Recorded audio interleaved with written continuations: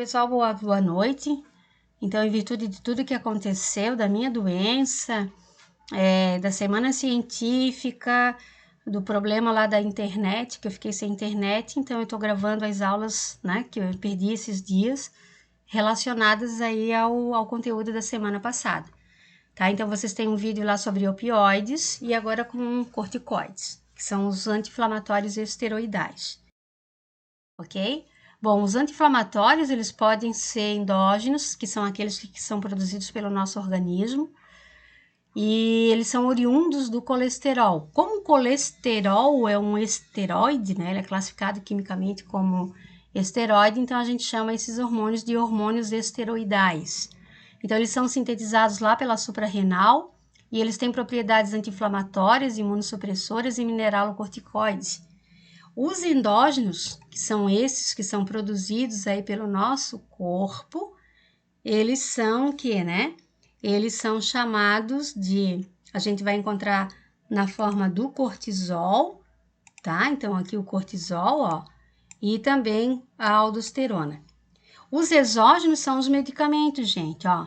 São agentes também heterogêneos, sintéticos, aqui agora eles são sintéticos, que são produzidos pelo homem, com as mesmas propriedades, anti-inflamatória, imunossupressora e mineralocorticoide, tá? Então, cortisol e aldosterona são hormônios da gente, são os endógenos, e a hidrocortisona é um medicamento, né? Que muita gente usa medicamento.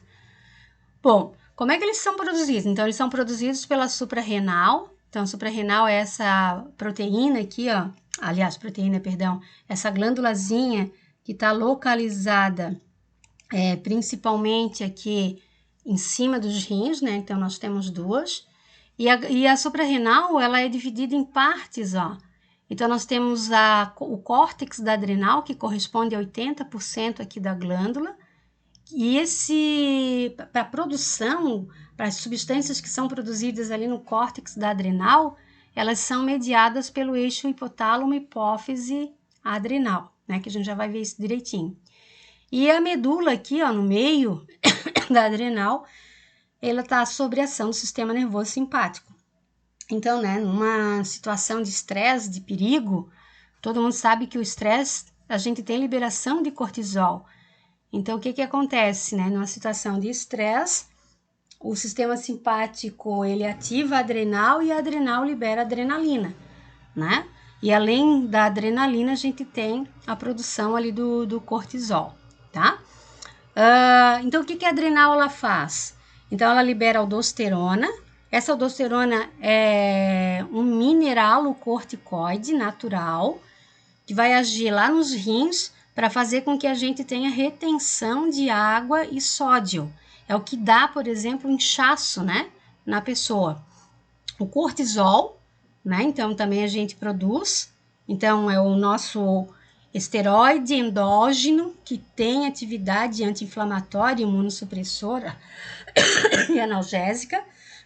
E os androgênios, a gente também libera ali pela suprarrenal, principalmente os homens, liberam a testosterona. Então, antes da menina e do menino entrar na fase ali da puberdade, aquelas modificações relacionadas ao corpo, são relacionadas aqui ao cortisol, né? Então, vamos lá. Ó. Então, só para vocês terem ideia, né? Esses esteroides, eles são produzidos através do cortisol, ele é precursor. Então, da rota, eu posso ter a produção de testosterona e estradiol. Então, testosterona e estradiol são os hormônios sexuais masculinos e femininos, que vão influenciar aqui, como diz o slide, na característica sexual do macho e da fêmea e regular aqui o ciclo menstrual. Então, a rota, eu também posso ter a produção dos corticosteroides, como a aldosterona, né? Então, a aldosterona, lembra? Ela faz a regulação da reabsorção do sódio lá pelos rins, e o cortisol, que é chamado de glicocorticoide, que vai afetar muitas coisas aí no organismo, né? Que é o nosso anti-inflamatório e imunossupressor, tá? Então, nós não vamos entrar aqui no caminho biosintético, né? Não é o objetivo da aula, mas basta de termos as proteínas específicas para que a pessoa ela comece a liberar cortisol, aldosterona, né? E também aqui as moléculas como a progesterona e o esteroide. Então, por isso que eles são esteroidais. O que eles fazem, né? Quais são as principais ações dos glicocorticoides? Então, eles têm ação metabólica, então eles agem sobre o carboidrato do nosso corpo. Então, eles diminuem a captação da utilização da glicose, diminui a captação, quer dizer, a retirada da glicose do sangue, a utilização de glicose também é diminuída, então ela não é quebrada, né? E além disso, elas favorecem o aumento da produção da glicose, que a gente chama de gliconeogênese. E, obviamente, juntando tudo isso num pacote só, o indivíduo ele vai desenvolver o que nós chamamos de hiperglicemia, né? Então, já esperem que a pessoa que toma glicocorticoide, ela tenha os níveis glicêmicos aumentados. Se ela vai fazer exame de glicemia, ela pode ser até detectada como diabética, e na realidade ela não é, ela está sob a ação do medicamento. Então, sobre as proteínas, ela aumenta o catabolismo, o glicocorticoide ele quebra muita proteína, né?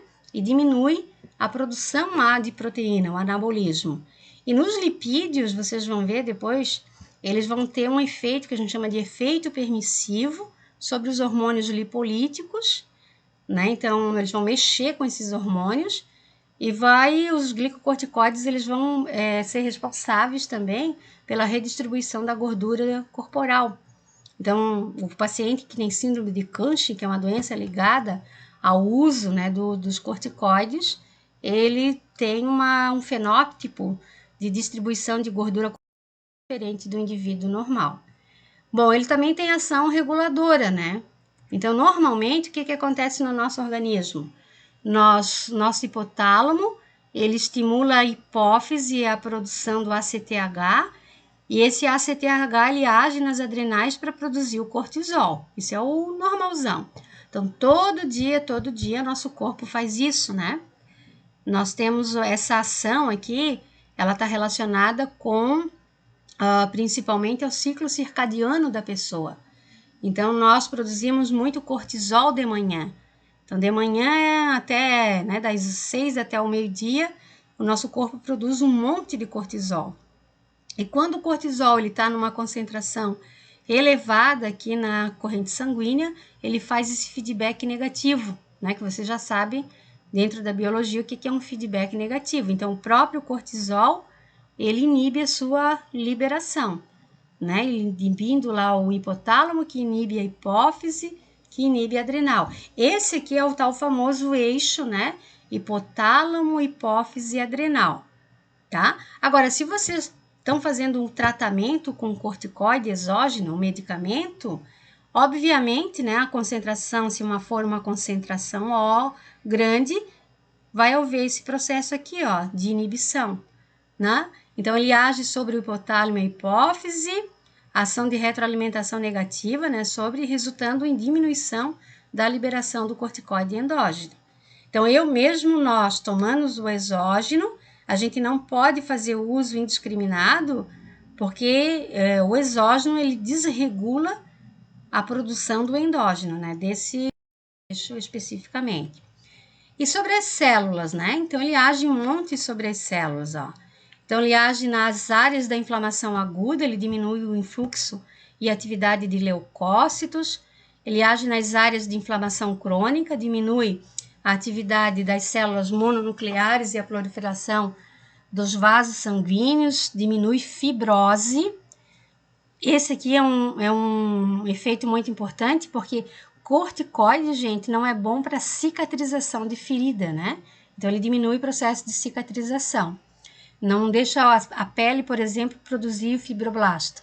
Nas áreas linfóides, diminui a expansão das células T e B, e diminui a ação das células T secretoras de citocinas, por isso que ele tem esses efeitos, né, imunossupressores e anti-inflamatório.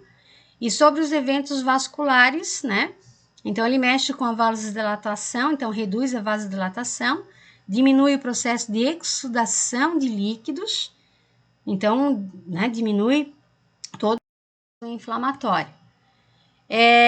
No sistema imune, eu tenho diminuição de ação, né, das citocinas, incluindo as interleucinas, o TNF-gama, né?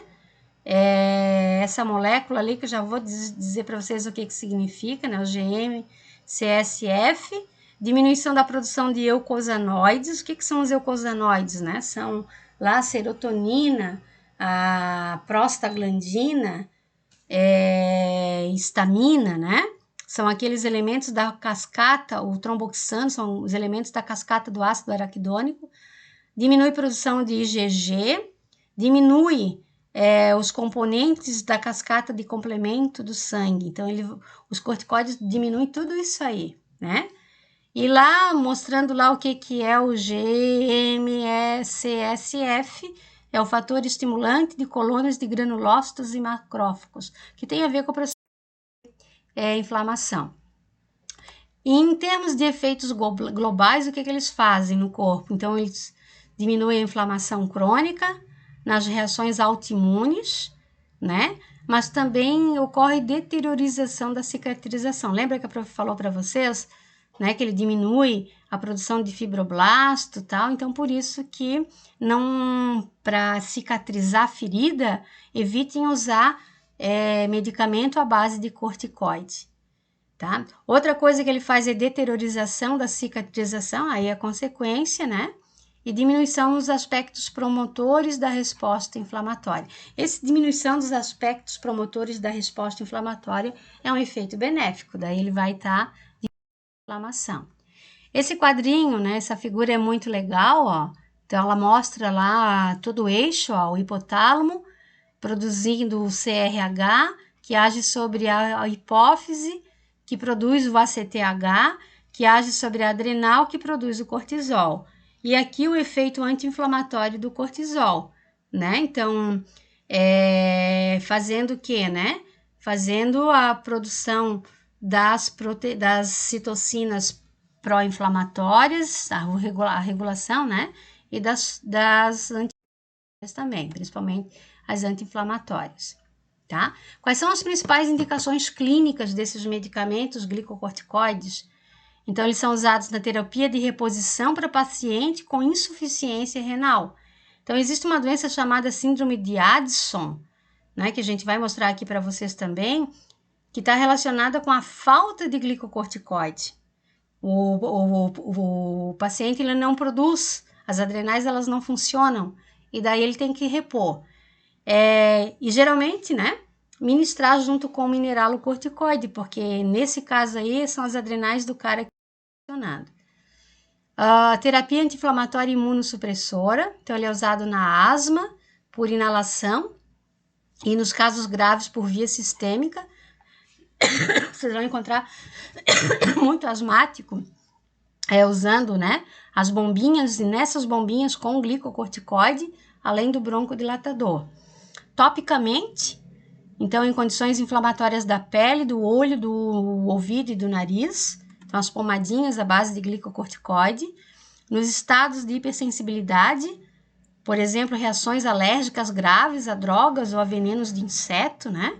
Então as pessoas que desenvolvem choque anafilático, essa resposta anafilática está relacionada, a gente pode fazer o uso.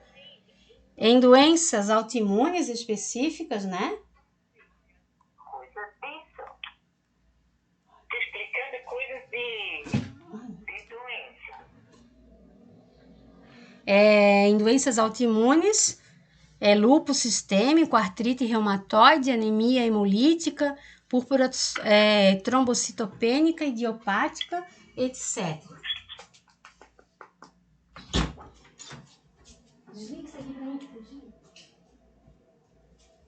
Tá? Então, todas essas doenças estão relacionadas aqui ao processo. E na prevenção da doença de enxerto. Ora, pô, bolas, o que é a doença de enxerto? São os transplantes, né, gente?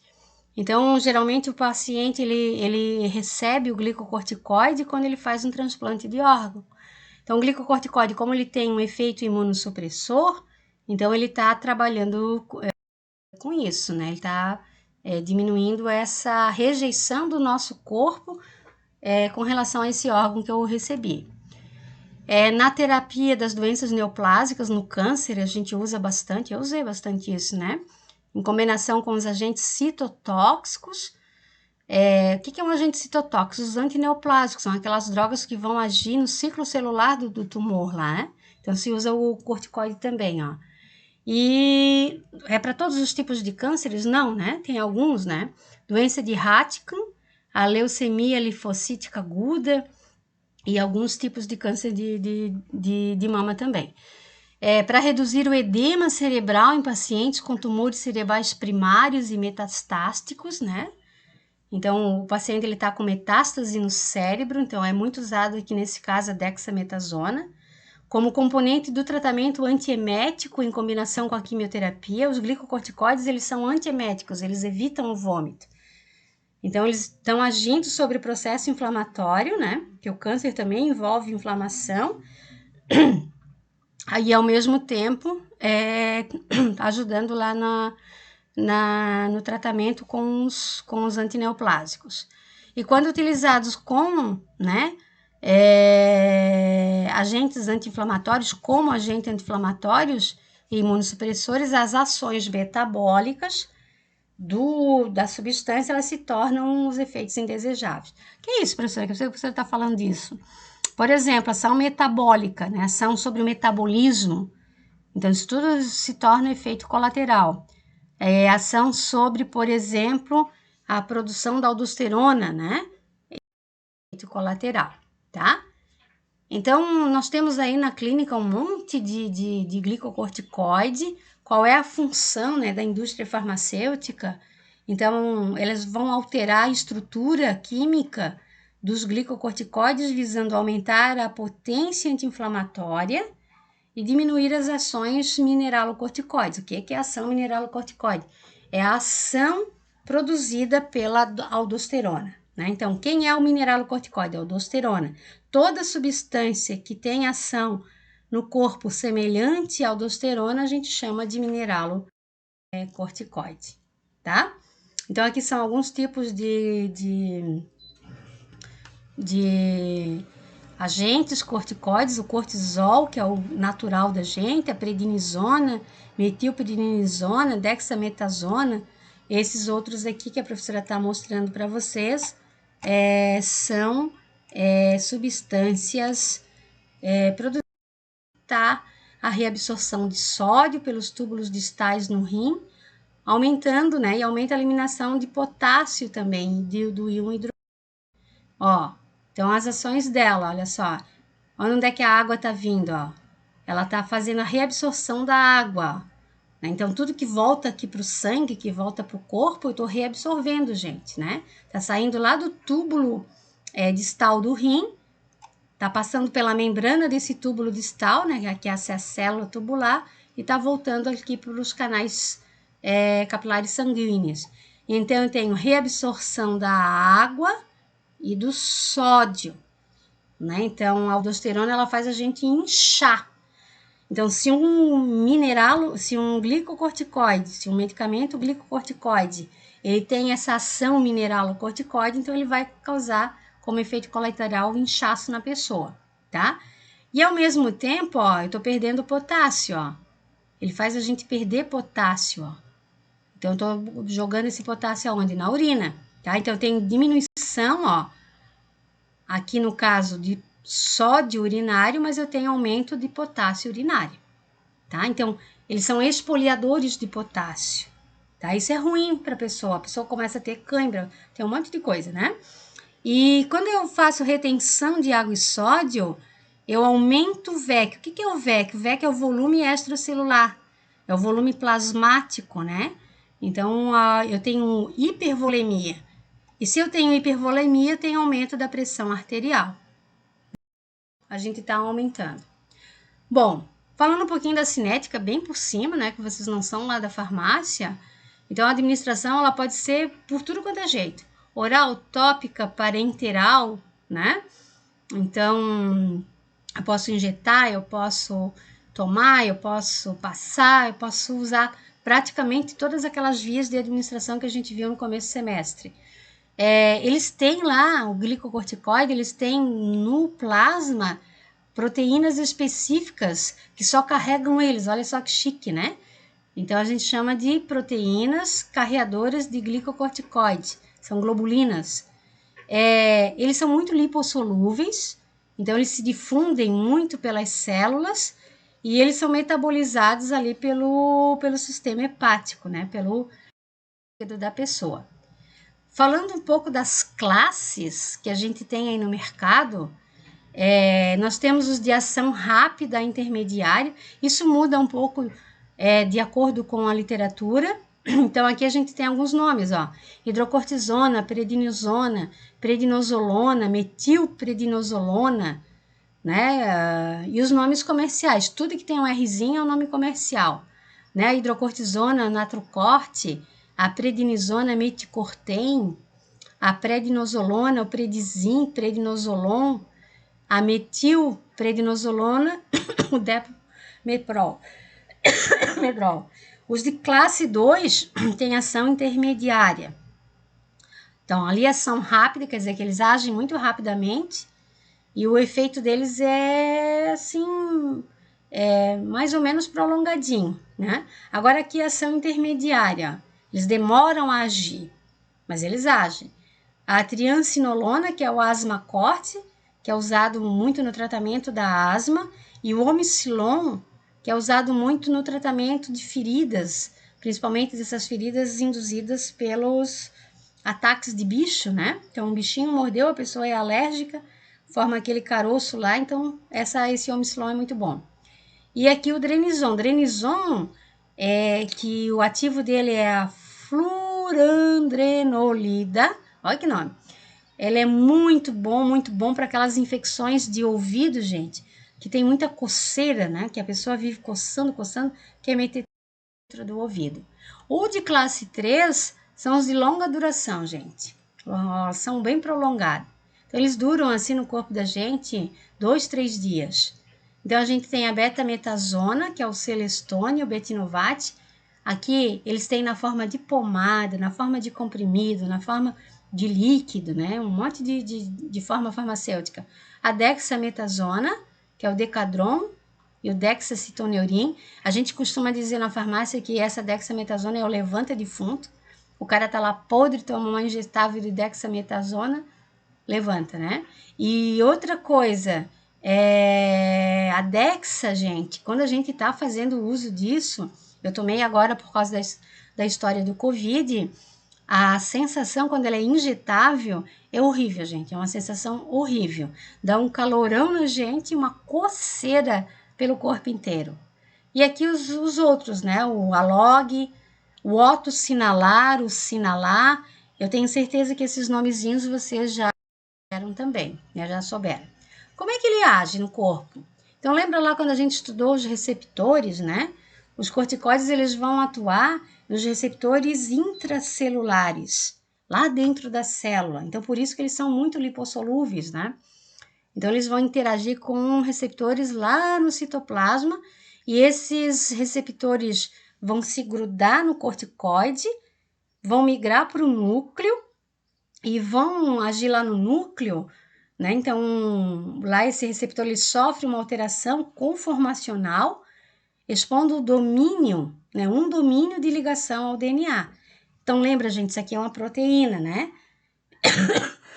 Quando essa proteína se liga no receptor, o complexo droga-receptor, ele fica muito mais assim susceptível a grudar no DNA. E aí esse complexo, esteroide receptor, ele vai formar dímeros que interagem com o DNA, modificando o processo de transcrição gênica, ou estimulando a transcrição gênica ou inibindo a transcrição gênica. E, obviamente, se eu estimulo a transcrição, eu vou ter aumento da síntese de proteína, da síntese de proteína, depende do gene que eu estimulei ou inibi, tá? Então, esse desenho aqui tá mostrando, ó, a droga aqui, a substância, ela vai entrar no núcleo, ela vai formar o complexo droga-receptor, ó. Tá vendo que muda a conformação, ó? Um encaixa no outro. e depois ele vai migrar, ele entra no núcleo, essa proteína grandona, ela entra no núcleo, e lá ela vai fazer o processo de transcrição gênica, ó. Ou ela vai ativar, ou ela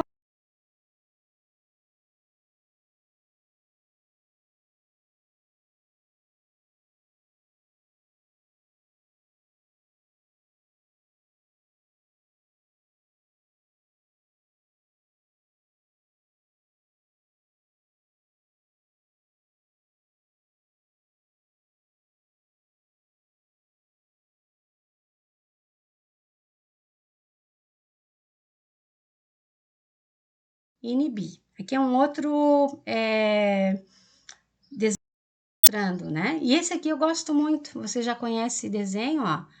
Então, o glicocorticoide, ele pode fazer transrepressão, né? Ele vai reprimir aqui a transcrição gênica, ou ele pode fazer transativação, que é ativar a transcrição gênica, né? Então, a gente nunca sabe o que dá.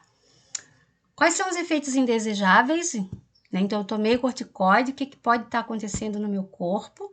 Então, os efeitos indesejáveis, eles são observados principalmente com uso sistêmico. O que significa isso? Eu tomo ele por via oral, ou eu administro ele injetável, né? Se eu, por exemplo, fizer a via inalatória e a via tópica, esses efeitos sistêmicos, eles são bem pequenininhos, né? Por quê? Porque a droga, ela não é muito absorvida pela via sistêmica, tá? Então, esses efeitos indesejáveis que a gente vai falar aqui, ó, ele está relacionado com o uso sistêmico e prolongado dessas drogas, né? Anti-inflamatórios ou imunossupressores do tipo dos corticoides. Então, eu vou ter supressão da resposta à infecção. É um efeito... Ah, professora, mas ele não é imunossupressor? É, né? Mas eu não quero que ele seja imunossupressor sempre, gente. Então, se eu ficar tomando corticoide sempre, o meu sistema imunológico ele vai estar todo reprimido. E aquelas doenças comuns, né, que a gente, no dia a dia, a gente combateria, não vai estar combatendo, nosso corpo não vai estar combatendo. Supressão da síntese de glicocorticoide endógeno. Lembra que eu disse para vocês, ó, quando, né, fisiologicamente, a glândula libera o cortisol e a concentração alta de cortisol ela faz o feedback negativo. Aqui eu estou tomando um medicamento exógeno. Então, esse medicamento exógeno, se ele está numa grande concentração, e se eu estou tomando ele durante um tempo, então ele vai inibir aquele feedback, né? Então, eu não vou ter mais o processo do feedback. As ações metabólicas, depois vocês vão ver, né? A pessoa vai engordar, vai inchar, vai ter um monte de coisa, né? Vai ter aumento de glicemia e a síndrome de Cushing, que a gente viu anteriormente, tá? Então, olha só, também amo essa figura. Ela mostra, ela tá em inglês, mas a gente vai explorar bastante essa figura, ó. Daqui para cima são os efeitos benéficos, ó.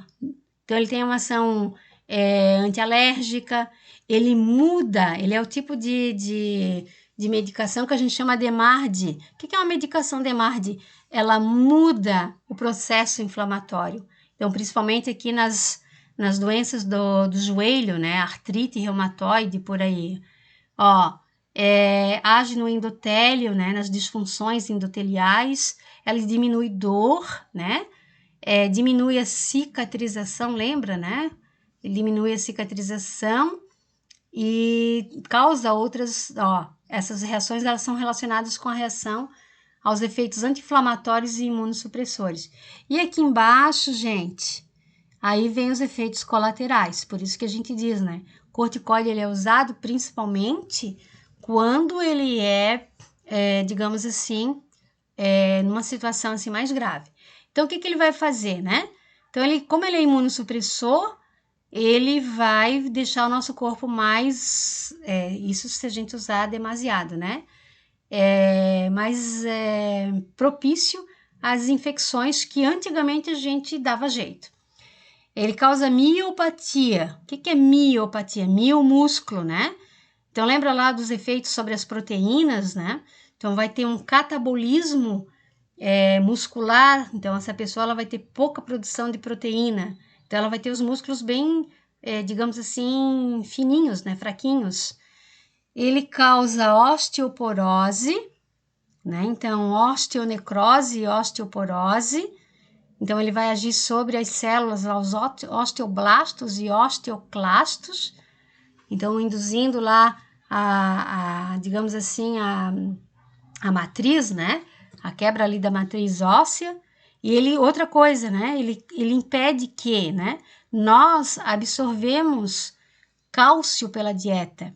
E a taxa de eliminação do cálcio é maior quando a gente está sobre o uso do glicocorticoide, né? Então, por isso que isso vai refletir lá na vida útil do osso e a pessoa ela desenvolve a osteoporose. Gente, hoje isso é muito importante. Lembra do eixo hipotálamo, hipófise e adrenal, né? Quanto mais estressado a pessoa tá, quanto mais produção de cortisol endógeno a pessoa tá, ou quanto mais uso de cortisol exógeno a pessoa tem, mais interrupção no eixo hipófise, hipotálamo, adrenal, e isso vai revertir muito na produção de uma proteína chamada BDNF. Então, nós temos, quem toma corticoide, né, tem diminuição dessa proteína BDNF, que é uma proteína que vai agir sobre os nossos neurônios, lá no sistema nervoso central, principalmente nos neurônios que estão relacionados com a liberação dos neurotransmissores, como a serotonina, a dopamina, né, e a noradrenalina. Então, é muito comum a depressão. E com relação ao metabolismo, então a pessoa vai ter ganho corporal, isso vai levar a obesidade, retenção de fluido, a pessoa vai ter edema, então incha, né? Ela pode desenvolver a síndrome de Cushing, ela vai ter, digamos assim, prejuízos sobre o metabolismo da glicose, vocês viram lá que a gente tem glicemia aumentada, né? E sobre a resistência insulínica. Então, ele vai promover uma disfunção das células beta. Nós temos alguns modelos de diabetes aqui que a gente dá para o rato dexametasona, né? Então, um glicocorticoide. No estômago, ele inibe lá a síntese de prostaglandinas. E lembra que as prostaglandinas, elas fazem a mucoproteção. Então, é muito comum o uso de aparecimento de úlcera gástrica, inclusive se a pessoa estiver tomando lá com os esteroides, os analgésicos anti-inflamatórios não esteroidais, os parentes lá da aspirina, né? Hirsutismo, a pessoa fica muito peluda, e catarata também, e aumento do risco cardiovascular. Então, são os efeitos colaterais, então não dá para brincar com coisas, né? Aí, ó, aqui, ó, alguns efeitos adversos aqui, ó, rouquidão, secura da boca, candidíase oral, que é o sapinho da boca, né? Disfonia, a voz assim fica meio disfônica, quando eles são inalados. Aqui eles são inalados. Mas, né, se o paciente, quando faz o uso dos corticoides inalados através das bombinhas, com o espaçador, eu já vou mostrar para vocês o que é isso, e fazendo bochecho, né, o gargarejo, jogando essa água para fora, esses eventos aí eles vão estar cada vez mais baixos. Supressão do eixo hipófise adrenal, dificuldades de cicatrização, hiperglicemia, alteração do crescimento. Aí é um evento, né? E como ele age no eixo hipófise adrenal, todos os hormônios que a hipófise produz, que regulam as glândulas do corpo, eles vão estar também alterados. E um desses hormônios é o hormônio de crescimento, né? Então, se evita muito dar muito para a criança, né? Porque, a criança vai se tornar um anão? Claro que não, né, gente? Anão é uma doença genética. Mas o crescimento ele vai ficar retardado enquanto ele estiver sob a ação do corticoide. Aumento de peso, todo mundo engorda, né? E a hipertensão, porque a gente tem retenção de água e sódio, que é um efeito mineralocorticoide do medicamento. Aqui são as meias-vidas plasmáticas, ó. 15 ou mais horas de duração. A paciente com exacerbação severa de asma pode requerer administração endovenosa da metilprednisolona ou administração oral de, tá? Então, lembrando aqui do eixo de novo, ó. Então, a gente está liberando aqui hipotálamo, que estimula a hipófise através do hormônio, né, liberador de corticotrofina, o hormônio corticotrófico, e aqui o glicocorticoide sendo liberado e fazendo feedback negativo, né? Vocês têm. Só para lembrarem de vocês, ó, cortisol é o nosso corticoide endógeno, não vamos esquecer, né? Toda hora a professora está falando do medicamento, mas o cortisol endógeno, ele faz tudo isso, ó. O sistema imune é suprimido, aumento do açúcar no sangue, né? Prejuízo de retenção e memória, a pressão arterial, alteração da pressão arterial por causa do efeito mineralocorticoide, da retenção de água e sódio, né? Diminuição da sensibilidade à dor, isso é uma coisa boa, né, gente? Ó, a pessoa, ela não sente dor. E diminuição, ó, da liberação de serotonina, por isso que ele...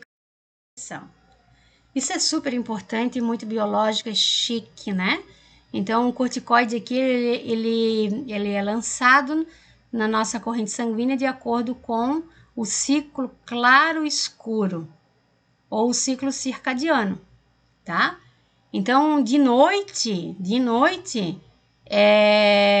nós temos produção alta de corticoide, ó, vários picos, né? Mas, de noite não, durante o dia, ó. E durante a noite, essa produção, ela cai, ó. Vai lá a barriga aqui, ó, dá uma caída, tá? Esse outro ponto pequenininho está relacionado com a liberação do ACTH. Se eu tenho ACTH liberado, eu tenho cortisol liberado. Se eu tenho baixo ACTH, tenho baixo cortisol, tá? Então, lá pela meia-noite e pouco, gente, na madrugada, os índices de corticoides são bem baixos. Então, por isso que de noite as dores são mais doídas e as inflamações mais inflamadas, né? Então, isso aqui lembra melhor, ó. O ciclo circadiano, ó. Meio-dia, 6 horas. Tá vendo que tá entrando a noite, ó, tá baixando, ó. Meia-noite, ó. E aí a madrugada, quando tá amanhecendo, ele tá aumentando. Tá? Então, o melhor horário pra gente tomar corticoide exógeno, né? O medicamento é de manhã. Ah, mas professora, mas já não tá grande aqui, ó. O índice não tá grande? Sim. Esse corticoide aqui, ele já está fazendo a inibição do eixo, né? Então, o eixo já está inibido. E depois ele volta, tá? Quando a gente tem redução de corticosteroide, do cortisol, a gente desenvolve a doença de Addison. E quando eu tenho aumento do corticosteroide, eu tenho a síndrome de Cushing. Essa síndrome de Cushing pode estar relacionado com o uso, eu estou usando por um longo tempo o corticosteroide. Vocês vão ver que os sintomas aqui da síndrome são os eventos, são os mesmos sintomas que o corticosteroide ele causa no corpo da pessoa. E eu posso ter um tumor renais. Então, a síndrome de Addison, ó, aqui, embora eu tenha mostrado aqui uma mulher, né? Não significa que ela só dá em mulher, dá em homem e mulher. Então, a pessoa desenvolve vitiligo, concentração de pigmento nos seios ela é baixa, concentração de pigmento nas dobras de cicatriz, e ele tem hipotensão, ó, né? Perda de peso, anorexia, desidratação e fraqueza muscular. Isso é a falta do corticoide endógeno. E a síndrome de Cushing é diferente, ó. Então, o que pode causar? A hipersecreção da glândula suprarrenal, um tumor, ou administração prolongada de corticoides, né? Então, eu tenho lá, ela é muito comum nas pessoas que fazem transplante, né? Desenvolver a síndrome de Cushing. Ó, quais são as manifestações? A osteoporose, corcova de búfalo, face de lua cheia, aumento da gordura abdominal, esquimoses.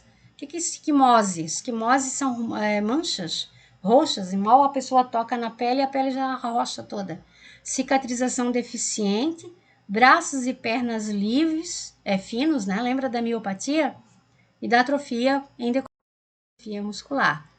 Então, também trouxe uma mulher, né? Com síndrome de Cushing, né? Então, ela não é magra, ela é gorda. Então, ela tem a equimose, que são as manchas, a pele é fina. Teve uma época aí que o pessoal passava glicocorticoide no rosto para evitar envelhecer. Isso é ridículo, né? Tá diminuindo aí a espessura da pele. E a gordura do rosto e a gordura do corpo, ela é redistribuída. Então, essas pessoas que têm a síndrome de Cushing, elas sofrem processos de modificação, inclusive com a distribuição de gordura aqui na face, fazendo com que essas pessoas sejam muito parecidas com os povos da Mongólia, né? E assim por diante. E aqui no caso, braços e pernas finos, osteoporose e a dificuldade de cicatrização. Então, eu trouxe alguns casos clínicos. Olha que terrível isso, né? Você é um rapaz com síndrome de Cushing.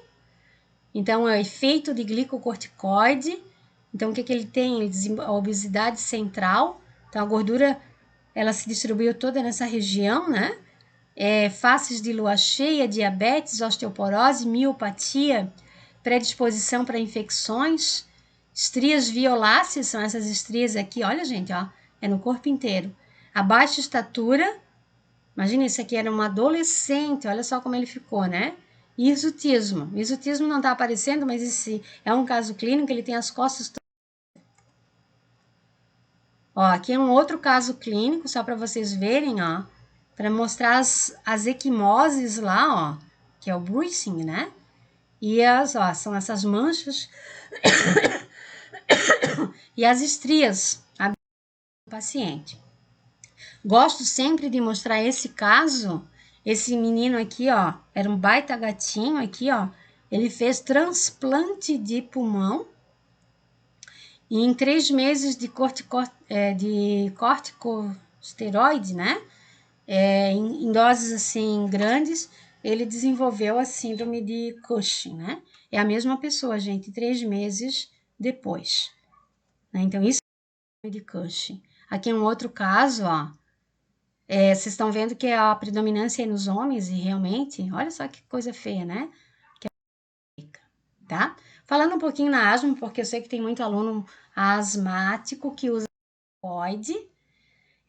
Não se preocupem, a inalação aqui, ó, a absorção dele é baixa por causa da via inalatória.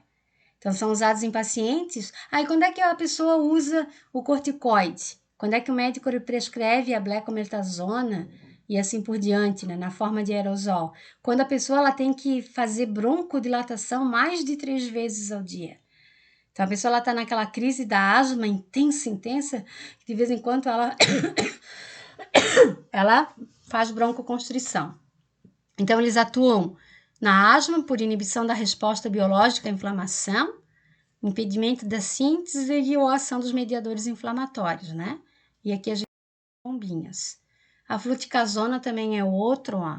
Também é o mesmo, ó. Controle dos sintomas de asma, profilaxia e tratamento da rinite alérgica e crônica.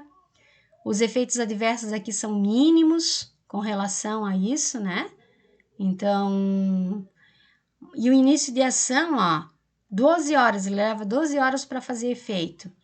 E tem uma vida plasmática de 3 horas. Leva 12 para fazer o efeito e age só 3 horas no corpo. Esse aqui é campeão, né? Budesonida, Budecort, que é o Alenia, ou Buzonide aqui.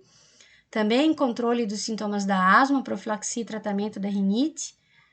Os efeitos é a candidíase, boca seca, cefaleia, administração pela via inalatória, oral, nasal, nebulização. Tem todas as vias. E o início de ação, gente, por incrível que pareça, ó, ele leva de 5 a 7 dias, né? Para começar a fazer o efeito mesmo. Que efeito é esse, professora? É diminuir o processo. Isso aqui eu trouxe para vocês mostrar, que eu acho fantástico, ó. Isso aqui é um espaçador, ó. tá? O que é o espaçador? É esse instrumento aqui que se coloca, né, entre a bombinha e a boca, né, da pessoa, a propulsão da boca da pessoa. Não se faz isso, ó, tá? Então, isso aqui tá errado, ó, fazer isso aqui, ó. E a gente vê tantas pessoas fazerem isso, né? Então, para diminuir esses efeitos adversos de rouquidão, candidíase oral, então se usa espaçador. Antigamente era os espaçador do passado, ó, e a gente tem os espaçadores. Hoje a gente tem espaçador para quem é gordinho, espaçador para criança, né? Tem espaçador de tudo quanto é tipo. Aqui só para mostrar para vocês, ó, quem não tem cão caçar com gato, né? Então esse aqui é um espaçador bonitinho. Tá vendo a bombinha? A bombinha ela é colocada aqui. Essa máscarazinha fica no rostinho da criança. A gente pede para a criança abrir a boca, porque o jato ele vai entrar na boca, não no nariz, né? E a criança fica ali aquele jato. Isso aqui é a história de quem não tem cão caçar com gato, que eu acho fantástica, que é a adaptação da bombinha num recipiente plástico aqui, né? Não tinha espaçador, num recipiente plástico. O médico aqui, ele tá fazendo com que ela respire pela boca para fazer, ó, tá vendo que a boquinha tá bem aberta, ó, para fazer a administração do jato, né? Na rinite, muito bons, então eles são potentes topicamente, né? Nós não temos efeitos colaterais sistêmicos, porque a absorção é pequena, porque é via tópica, né, gente? É spray. A administração de pequenas doses diretamente na mucosa e a possibilidade de epistágia. O que é epistágia? É o sangramento. Ó. Então, os vasos eles ficam muito fininhos em sangramento. E isso que eu acho legal é o tratamento dos sintomas da rinite. Então, quem tem rinite tem espirro, tem rinorreia, tem obstrução nasal e tem prurido, que é a coceira, né? E o que vai acontecer aqui com o paciente? Se ele ele pode usar um antihistamínico, ele pode usar o corticoide tópico nasal, ele pode usar uma outra droga chamada cromoglicato de sódio, ele pode usar descongestionante, na realidade ele vai estar só resolvendo o problema da obstrução nasal, né? Ele pode usar os anticolinérgicos e os antileucotrienos. E se vocês olharem aqui, ó, os corticoides, ó, eles agem em todos os sintomas. Deixa eu... Ó, né? Então, eles agem em todos os sintomas. Então, por isso que o pessoal procura bastante corticoides. Ok? Essa aula aqui, gente, é uma aula muito legal. É uma aula de farmacologia de um cara que eu sigo, que é o Sérgio Ricardo, só que ele fala assim muito devagar, né? Mas ele é assim muito, digamos assim, muito bom, né? Nas aulas dele. Vocês vão ver que tem muitas das fotos que eu usei na minha aula que ele tá usando aqui na dele também. Se vocês puderem dar uma olhadinha também no YouTube, corticosteroide aula 20, né? Tá lá o Sérgio Ricardo hoje. E aqui, não vou passar isso aqui. Outra coisa, né? Se vocês olharem lá, olha só, eu vou fazer o seguinte, ó. Era para M2, né? Porque a gente atrasou esse conteúdo. Mas olha só, vocês vão olhar a aula dele, vocês vão descobrir ali, ó, qual é o melhor horário para se usar corticoide, de que forma os corticoides causam osteoporose se usados cronicamente, e se é necessário fazer desmame com o glicocorticoide. O que é desmame? Se é necessário diminuindo aos poucos o glicocorticoide. Então, assistam a aula dele. Essas 3 questões